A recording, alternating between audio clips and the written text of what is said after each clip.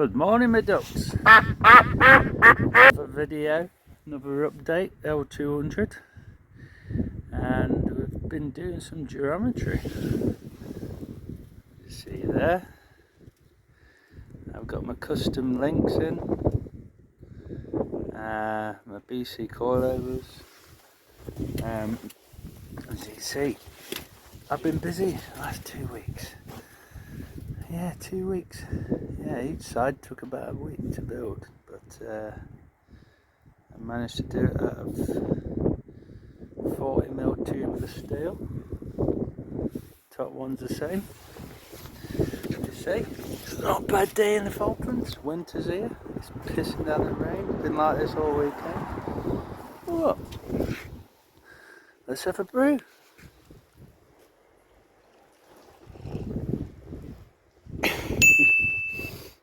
Yep, the Navara is still as it is. Just waiting on some good weather.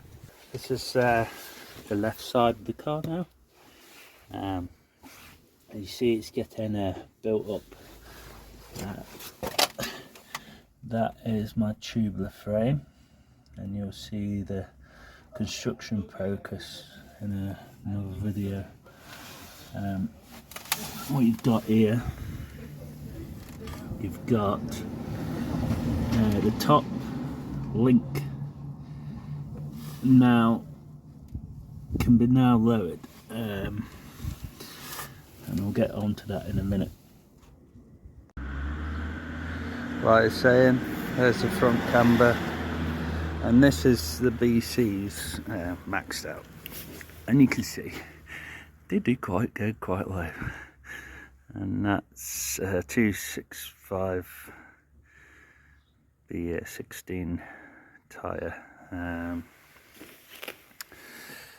you can see there is absolutely zero arch grab, and it's all tucked in.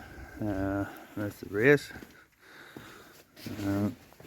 I think I can go a little bit lower on this side. That's 95mm top of the tyre to thing, but you can see that there's a stance point of view. That's the 16s. Eventually want to excuse me, it's a bit cold this morning. Just move the fuel tank. Yeah, eventually I want to go to alloys at I'm going to Japan Racing Alloys, and I'm going to get 20s by 9.5s, and that will make them the actual same size as these ones.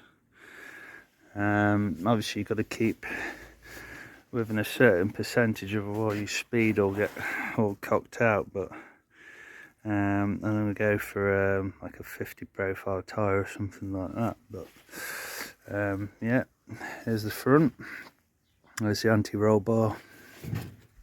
That'll be all set when I've done all my geometry, and then I can weld the links on because they will be in a different position. Just this part of the video, I spent the last 4 mornings on my rear suspension. As you guys, if you watch my other videos, you'll know that I have rear coilovers on my L200. And yes, they are BCs, and they come out of the box. Loads of adjustment. I've got lower mount adjustment, and obviously your usual spring preload, and then you've got your dampening adjuster at the top, you know, with your hard and soft. But what I found is because I'm setting the front ride heights up, it was all out of cock. We're looking like, you know, 10-15mm difference aside. And I first started measuring just arch gap to tyre, but that's not the way to do it. So what I then did, started measuring from the centre of the hubcap to the arch to get a more accurate sort of measurement. Yep. So what I'm left with is, I mean, if you used to measure the way people sort of measure, my arch gap now on the rear of this L200 is it's about 90 mil, and I've stuck with that now. It actually measures 490 to the centre of the hubcap. What I was left with, I'm going to show you now. These spacers allow me to fit the spring where I wanted it. It's a shortened spring. It's all been tempered, painted up. And what I had before was a 50 mil spacer.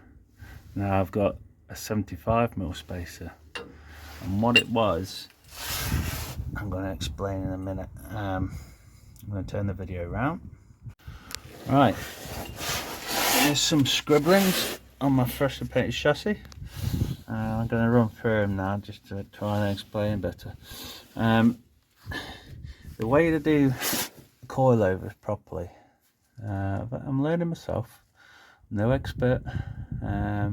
I can imagine a lot of people just think, out of the box, throw them on, you know, wind a 3P loads on there and Bob's your uncle. No, that's not the case. The best way to do it is, and you'll see in a few pictures that I'll put on,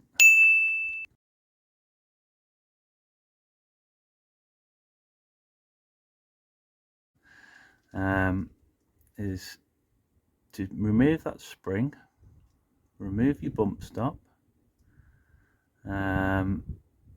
remove obviously the boot, and then reinstall on the car. Yeah, so I won't have that spacer in. You just have your bottom mount, anything, and then you're going to measure on your piston. I'll put a picture up now.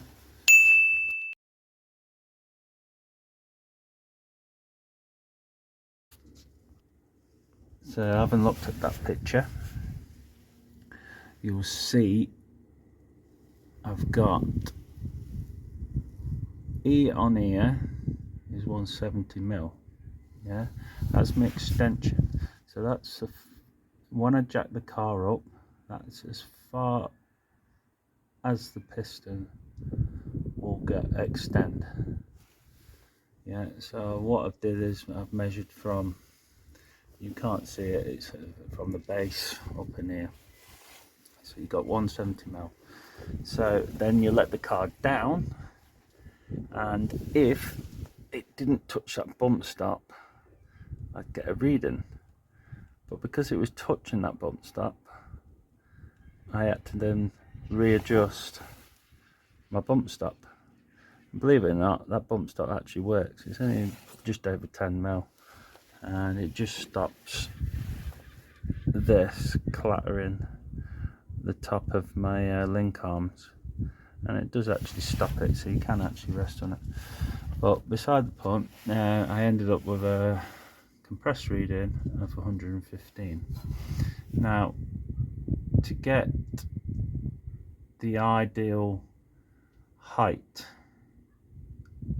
and the effective range of the piston, you need to have 66%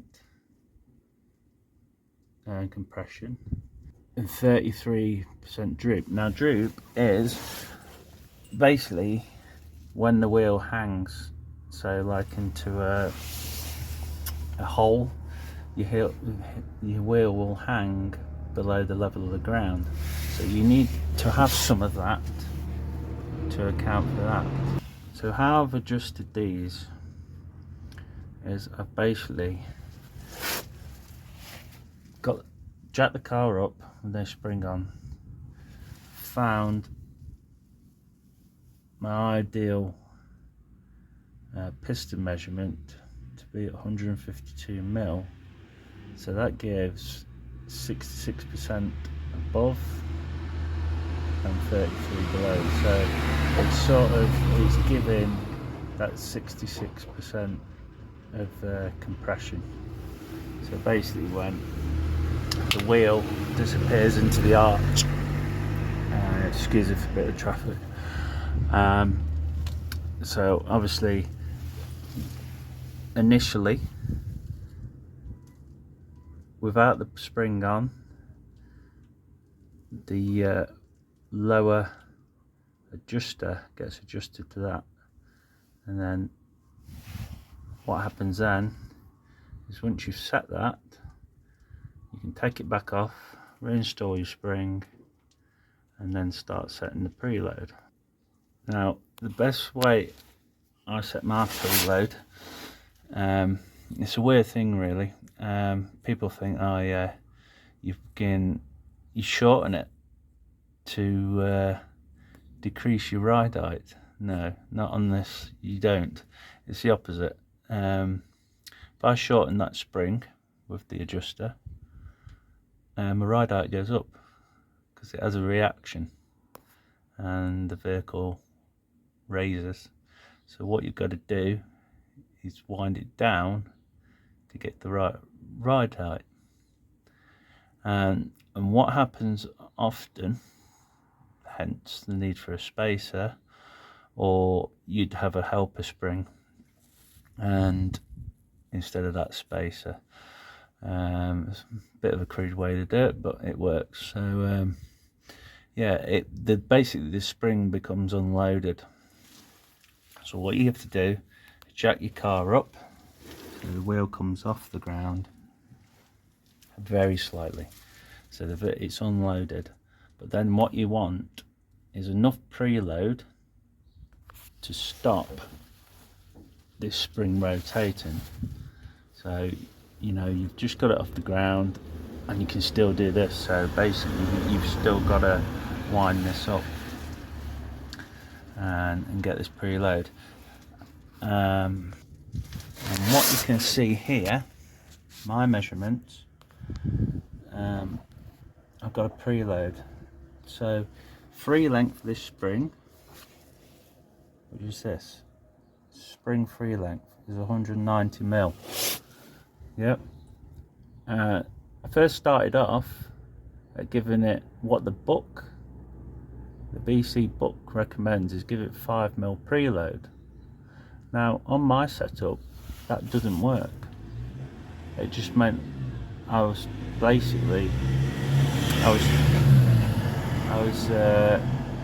not at the right height.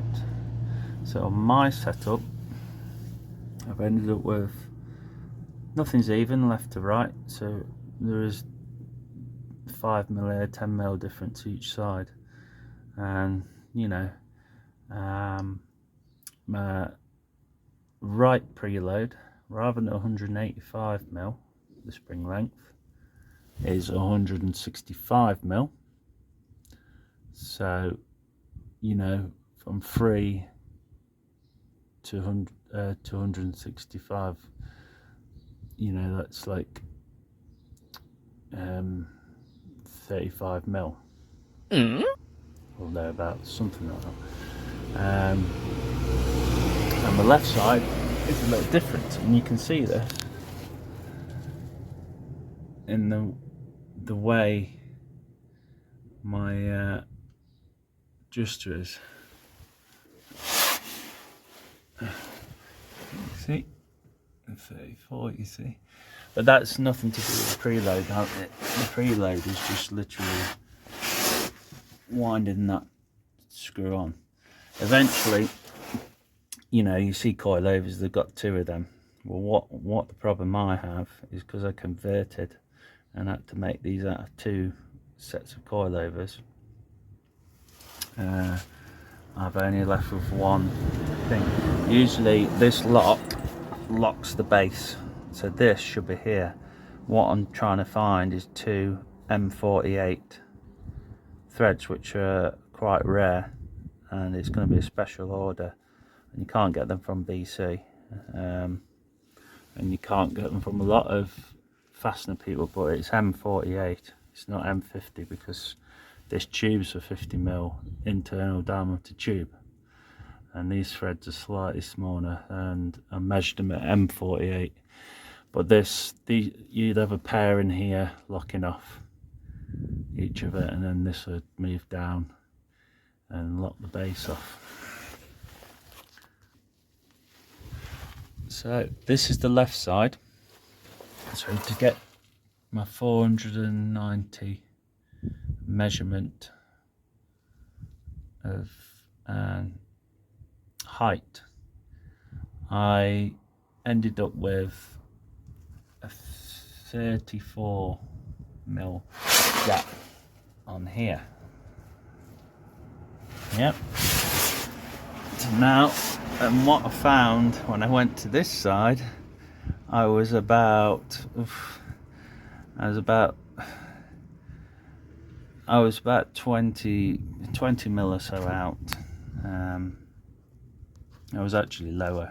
I was at like 465mm instead of the 490. Well, that's quite a bit, isn't it? So the only way to do it, because the spring preload has got nothing to do, because I was coming down and not trying to raise the vehicle, I couldn't basically take it down any further. So what I've had to do is compensate and give it more height on the lower adjuster. So now you can see I've got a 50mm gap, so that's like, well, 6, you know, to make the 40, that's like 16mm difference. So hi, Ben again here. Yeah, so happy with my results. My rears are now dialed in, and I've got now repeat the process of my front. I've not really gone into the as far as I've gone with these rears, with measuring the pistons and all that, so I've got to get onto that. And then I'm gonna basically, I'm setting my geometry to sort of a tarmac sort of rally car settings, because basically it's tarmac, is, you know. Don't want to go down the track route because you've got more camber and a lot more casters to sort of factor in, and there's no point here. There's no track here, it's just road, so it's just going to be like for fast road more than anything. And if I do go out onto the gravel at some point in stage, there is gravel around, you know, it'll be sort of in between, an in-between setup really. What I'm going to aim for is sort of just short of 2mm negative camber on the front. The camber I can't adjust on the rear because I've got a live axle, so and there's no adjustment, but there's just no adjustment the way you can't really make arms for underneath to make it even work. You'd have to fucking convert totally to like a Shogun rear end or something, where you've got control arms. But my going on to the caster, I don't know what it is at the minute. It's maybe 3 or 4 degrees, and I've got to basically aim for like 6 and a bit more, maybe 6 to 9 maybe, and that's just to keep things tracking straight. Usually it's about 3 or 4, but you know, a couple of more degrees should be right. And toe, I'm going for anything towards neutral. Like for drag racing, it needs to be neutral. Rally cars are slightly toed in, only like 1.5 degrees or something like that. So I'm going to basically set the toe to neutral, and I'll see how it responds. I mean, as for the damper settings, we don't know what that's going to be like. They're in the middle, they're on 15s, each corner is going to have 15 on, and I think I'm going to end up probably hardening the rear, because I'm going to have a bit of rake, so I've got to control weight transfer. So and if the stiffer rear end, it'll tend to oversteer, so I'll only go like a couple of clicks difference from whatever I want at the front to the rear, so the rears will be too softer, say. I'll see how it rides. Hopefully you guys like this. Keep following. Don't forget to like and subscribe if you want to see more. You know, this is going for, headed up towards the end of the year. I'll probably be stage 4 on this, so good things to come. By the end of July, say, it will be 100% stage 3. So yeah, just waiting on my injector now, so that'll be in, and hopefully get this fucker running. Yeah, so next part of the video, I should be similar to this video, but it will be in the front, so there'll be a bit more showing of my camber setup and the caster. And I've made something special up to do the caster. You need basically turning plates, so I've made a couple of homemade turning plates, so I can, you know, put my wheel out to 20 degrees and then sweep it back to the other 20 degrees, so just to get an accurate result. And I'll do a before and after to see what it is standard, and then to see what I've set to, and I'll show you how you do it with the camber bushes on the lower control arm. You basically have to get more caster, you basically have to keep the rear one wherever you set it, say neutral, and then just play around with the front one, and it gives you a bit more caster. Yeah, cheers guys, and see you later. Oh, I just noticed something there. Fucking pink foam. That's a bit fucking odd, isn't it? See you later.